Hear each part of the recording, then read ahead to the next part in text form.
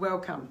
I'm Sally Galvin, entrepreneur, Australian representative and ambassador for mental health awareness. I am passionate about creating grounded, resilient, well-adjusted children reach their full potential and fly. And I'm here today to speak with esteemed psychologist Chris Harris. Chris is the Clinical Services Manager at Youth Focus. And for those of you that don't know, Youth Focus is a West Australian-based for-purpose organisation that aims to create brighter futures for our young West Australians. So they work in the trenches at grassroots level for 25 years, helping our youths, the young people of Western Australia, improve their lives through mental health services. So, welcome, Chris. Thank you very much, Sally. Thanks for coming.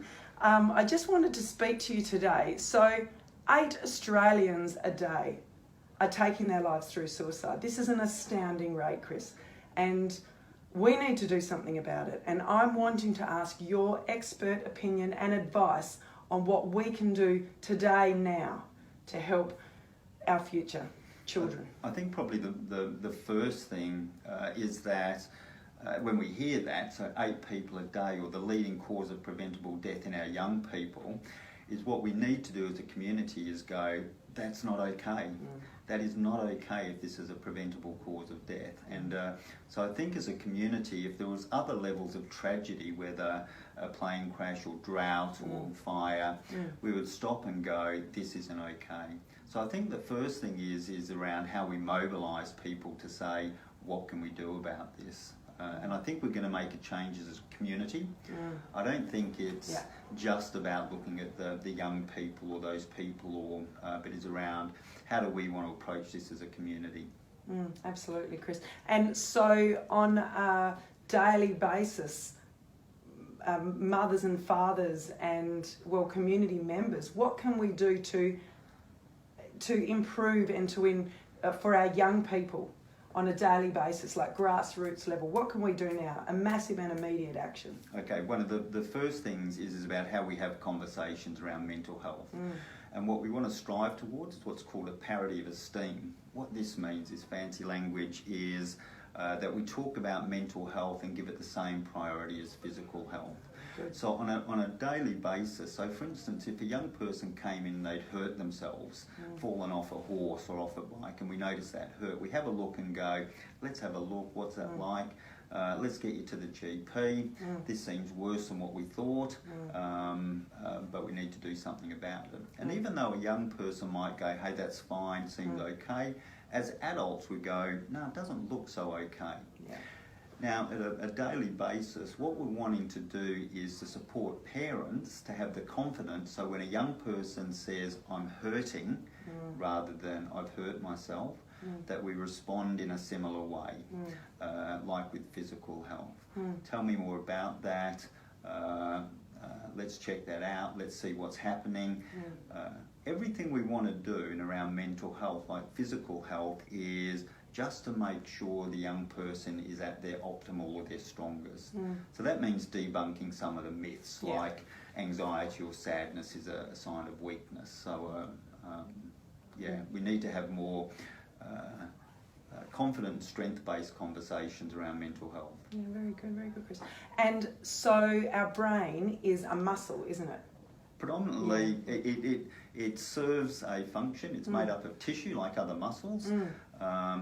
Everything we do kind of goes through our brain, and we're learning much more about it now than we did even 5, 10, 15 years ago. But what we do know is that whether it's writing a report or riding a horse or kicking a goal, your brain figures out how to do all of that. So one of the things we need to look at is if we look after it, it will look after us. Excellent. So if we create those neurons or pathways, I think I'm no expert in the field, but if we create and exercise those neuron pathways so that we feel more resilient in doing the things, our day-to-day things, the more we exercise it, the better it is at coping. Is that coping mechanisms? Yeah, like you said, if you think of the brain like a you know, kind of like a muscle in those terms, which is fair enough to talk in those terms.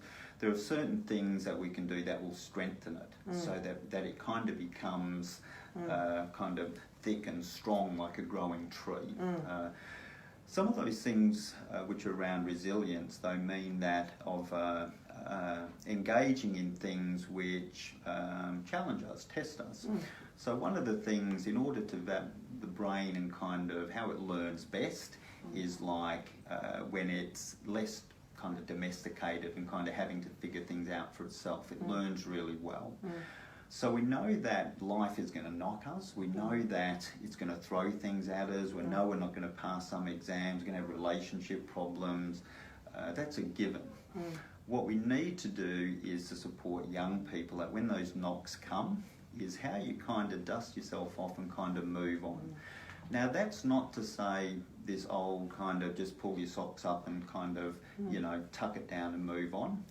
It's to stop and recognise and kind of go, this is hard, but that's okay. What do I need to do to move forward?